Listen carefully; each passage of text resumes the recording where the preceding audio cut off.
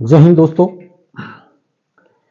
आज हम जो अग्निवीर हैं, जो अग्निपथ योजना है, उसके ऊपर हम चर्चा करेंगे। आपकी अग्निपथ योजना हट सकती है या नहीं हट सकती, और अगर ये हटती है तो इसके कारण क्या है। देखो, सबसे पहले जो पिछले पिछले जो इलेक्शन हुए हैं उससे, यानी ये जो इलेक्शन हुए हैं इससे पहले जो एनडीए की जो सरकार थी उसके अंदर कोई भी ऐसा घटक दल नहीं था जिसने अग्निपथ योजना के खिलाफ आवाज उठाई। अब की बार सबसे पहला जो घटक दल निकल का है जेडीयू, नीतीश जी की जो पार्टी है उसका जो जेडीयू अध्यक्ष है, उन्होंने बिल्कुल स्पष्ट शब्दों में कहा है कि हम ये मांग रखेंगे कि भाई अग्निपथ योजना जो अग्निवीर है इसकी समीक्षा की जाए। सबसे पहले ये एक पॉजिटिव पॉइंट है। दूसरा, मीडिया ने कभी भी अग्निपथ योजना या अग्निवीर के बारे में इतना बात नहीं किया जो अब की बार कर रहे हैं, क्योंकि जिस भी नेता से या किसी भी प्रवक्ता से, पार्टी के प्रवक्ता से बात करते हैं तो अग्निपथ योजना का यानी अग्निवीर का मुद्दा जरूर उठाते हैं, सवाल जरूर करते हैं। बाकी 2022 से लेकर इलेक्शन हो चुके हैं, तब तक इन्होंने किसी से भी बात नहीं की इस बारे में, जो एक बिल्कुल पॉजिटिव पॉइंट है। जो भीतर की जो बातें हैं, जब तक मीडिया सामने नहीं आएगी, मीडिया नहीं पूछेगी, तब तक कोई भी चीज़ सामने नहीं आती है, जो कि एक पॉजिटिव पॉइंट है। और ये सामने चीज़ें आ रही हैं। कौन क्या कहना चाहता है, क्या नहीं कहना चाहता, सभी इस चीज़ के ऊपर है।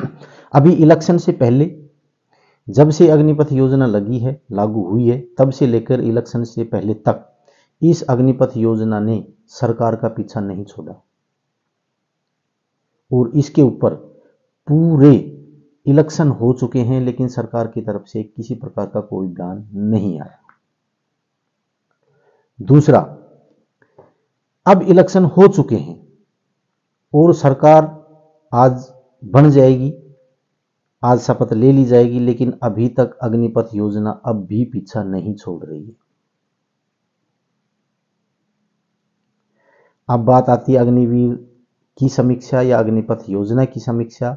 अब समीक्षा की बात आती है कि बीजेपी अपनी पार्टी की तरफ से भी समीक्षा करने जा रही है, यानी समीक्षा करनी पड़ेगी, और उसके अंदर भी देखने को मिलेगा कि अग्निपथ योजना है वो उस समीक्षा में भी पीछा नहीं छोड़ेगी, वहां भी इसका जिक्र अब आएगा,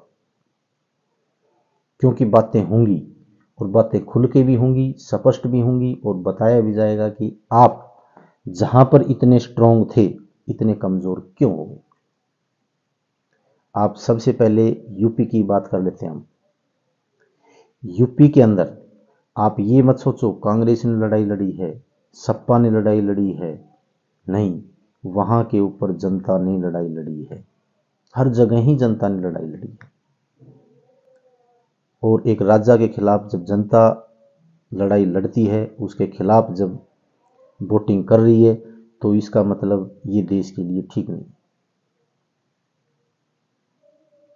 यानी कुछ ना कुछ खामियां रह गई। और खामियां के अंदर सबसे पहले जो जिक्र आएगा वो आएगा अग्निपथ योजना का, क्योंकि जहां पर योगी जी जो मुख्यमंत्री हैं यूपी के, उनकी तरफ से आप किसी भी प्रकार के कोई काम में किसी प्रकार का कोई उंगली नहीं उठा सकते। यूपी की वो दिया है जो आज तक किसी ने नहीं दिया, वो सुशासन दिया है यूपी को जो आज तक किसी ने नहीं दिया। यूपी क्या थी और आज क्या है वो आप खुद देख सकते हैं।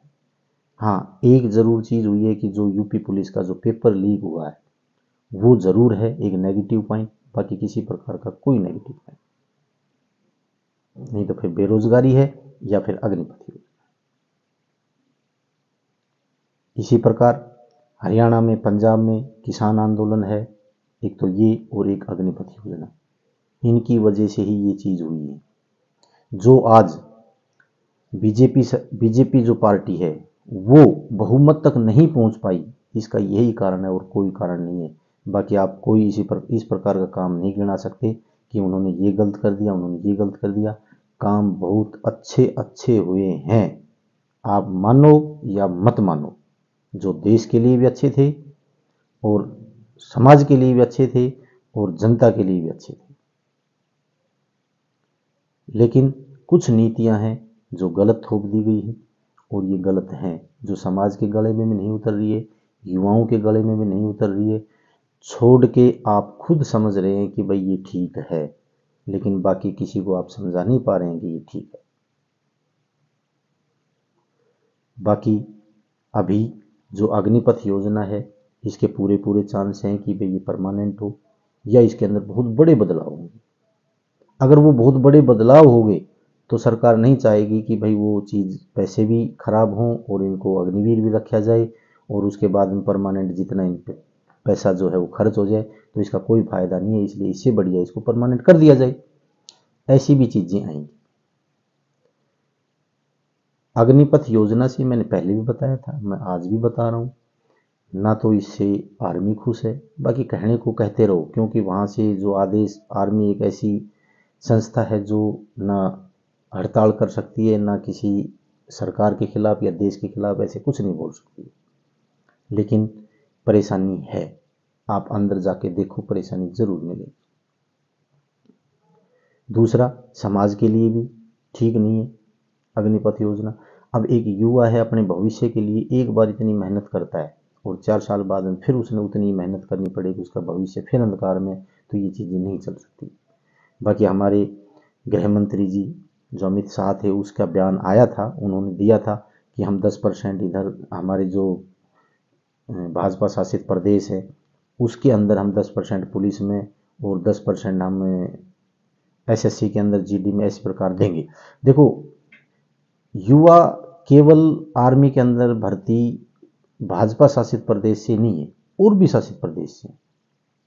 तो ऐसा नहीं हो सकता है कि आधे देश के अंदर तो पुलिस के अंदर उनको 10% कोटा मिल जाए, आधे देश के अंदर उनको कुछ नहीं मिले। ऐसा नहीं हो सकता, क्योंकि हमारी जो आर्मी है वो बिल्कुल बराबर है, सभी के लिए बराबर है। और वहाँ के ऊपर जो अंदर जो चीज़ें हो रही हैं, अग्निवीर को अलग समझा जा रहा है, परमानेंट को अलग समझा जा रहा है, उनके अंदर भी वहाँ पर भेदभाव, और आर्मी के अंदर कम से कम ये भेदभाव नहीं होना चाहिए। और अग्निपथ योजना, फिर मैं बता रहा हूं, अग्निपथ योजना बीजेपी सरकार ने लगाई है। अग्निपथ योजना बीजेपी सरकार ने देश के अंदर लगाई है, ये भी किसी को गले नहीं उतर रही, क्योंकि सब ये कह रहे हैं कि इन्होंने ये क्या कर दिया, ये इनसे आस नहीं थी। और ये जो मैं कह रहा हूं ये सबके मन में है ये सबके मन में। ऐसा अभी भी मौका है कि इस अग्निपथ योजना को समाप्त किया जाए और अग्निवीर को परमानेंट किया जाए और हमारी सेना को परमानेंट रखा जाए, ताकि उनके अंदर जो देश सेवा है, जो भावना है, वो कूट कूट के जो भरी हुई है, उसका वो पूरा इस्तेमाल कर सकें, अपना पूरा 100% देश के वहां पर।